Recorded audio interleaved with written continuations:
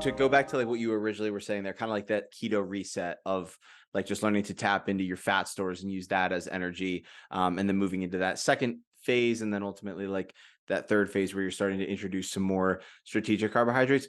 That keto reset phase, who, I mean, and context is king in everything, but who would benefit most from that like reset? Is it just the ultra endurance athlete? Is it like somebody who's trying to run like a PR in just the marathon? Is it the everyday individual? Like who's going to benefit from that like reset?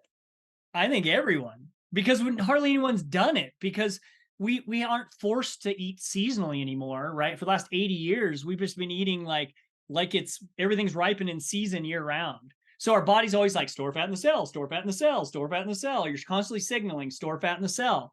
And and we've even seen this in like endurance sports where someone gets older and they've been eating this high carb approach their whole life, which I did for 15 years of my endurance career, was high carb. It was, I bought into the dogma. Um, but what I found is what happens, and you'll see this with like say Dr. Tim Noakes. He got type 2 diabetes, right? When he was older, and he was thin.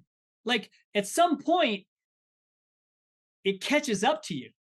It's gonna catch up to you. I know, and I know that I know people don't like to hear that, but when you're signaling this constant like tons of glucose circulating in the bloodstream, at some point that there is a you have to pay the piper for that. Now, some people are more metabolically healthy from a base perspective, meaning they're going to be able to get by a lot longer. And some people might not be. And so then that might catch up in their 40s, might catch up in their 50s, might catch up in their 60s, maybe their 70s. But like me, it started to catch up in my mid 40s. Something wasn't right. And I was in tune enough with my body from playing with diet over the years and trying different things that I knew it wasn't, just like in the vegetarian days, I knew something wasn't quite right, you know? And then I was like, okay, well, I'll tweak to this. And then I was like, oh, I figured it out. And then 12 years later or 13 years later, I'm like, yeah, it's not quite right. And so tighten the screws a little more. And so I would encourage people just to experiment with what they do, try things, try new things, be open to like trying it, because I think it's going to help. What it's going to do is make you a better fat burner. And what we found in our testing, in our lab testing, is that it gets really, because I've been doing it now 8 years, and it gets more and more efficient. When in the early days when I was doing some lab testing on stuff, and let's say I was burning, 1.3 grams of fat per minute. And my crossover point, like the crossover point in a test is when you're looking at fuel substrates, would be like when you're running aerobic zones, you're mainly burning fat, really, really high, no, hardly any carbohydrate, hardly any glucose. And then at some point they start to converge as you get a harder effort, and you hit a crossover point. Now that was traditionally accepted at about 55 to 65% of VO2 max. The crossover point on everybody happens that way. Now I was in a lab at Utah State, and my crossover point is like 92% of VO2 max. So that means I can run on primarily fat stores and my onboard fat stores at 90% of my VO2 max. And for Now, context, for somebody listening, where is like if they're looking at more of like a lot of runners, they'll look at their heart rate, right? So like about where is your like heart rate crossover point where you start to burn carbs? uh, mine's like in the upper 150s. Okay. Okay. So, but That's pretty high. way lower. Yes, Oh, that would okay. be Okay. way lower. So it'd be more like in the 130s, 140s Oh, for most. wow. So what that tells us is that we don't really understand fat metabolism yet, because all the studies that have been done on fat metabolism, and I applaud the people that have tried it out there, right?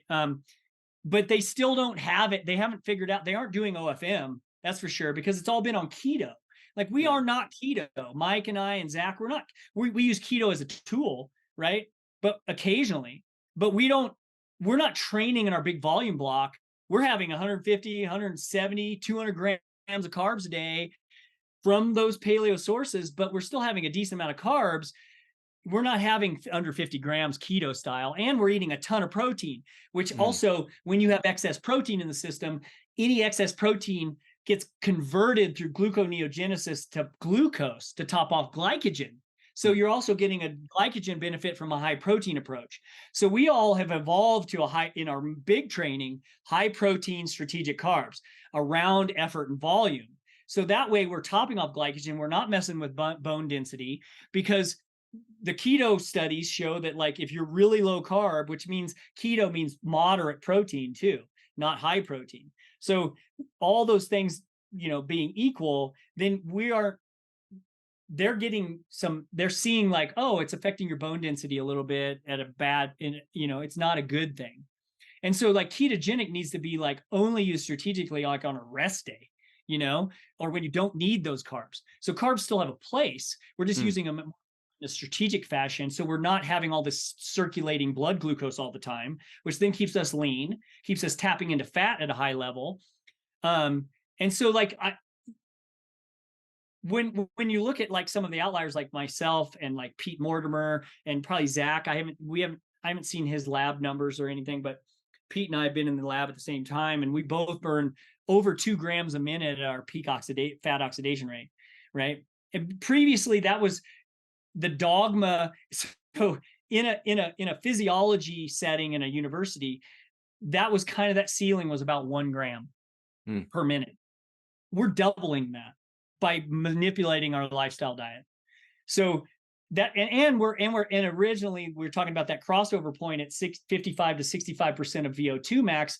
We actually are pushing that out about 20 points for most of us that are fat adapted athletes. We're pushing, Nick Curry would be another example, right? We push that crossover point way out. So that means we're burning way more higher rate of fat for longer at a higher heart rate, at a higher output, which then has application in a marathon, right? Because you're going to run a marathon at 80 something percent VO2 max, right? Yep. And if I can burn to 91% of my VO2 max, that means when I'm at 87, I'm burning I'm burning primarily fat. I hardly need any calories, and I'm not going to have any GI stress. I just have to worry about hydration and electrolyte balance and a little bit of light carb calories. Now, you still need simple carbs on long runs and races. I want to make sure I emphasize that, because I don't want to send anybody down the path where it's like, oh, I can only eat fat and protein on long runs. Don't do that. You'll just get GI stress. It's too complex. You still need simple carbs. You need simple carbs because a little bit of glucose lights the wick for us to tap into that base of fat. So, it's how pyruvate attaches to mitochondria. It needs a little bit of glucose to light that that fat metabolism. So we really want to, think about it like a candle. Like the candle is, the base of it is your fat storage, and the wick is your glucose metabolism. You need to light the wick to tap into that big base of energy. So we need a little light glucose. That's why like IV dripping liquid calories of like, Tailwind, Scratch, Goo Octane, something like that with some electrolytes, and then just make sure you get enough electrolytes, right, per liter drink rate. And those are kind of key pieces to like, and that's a whole nother conversation, but of race nutrition.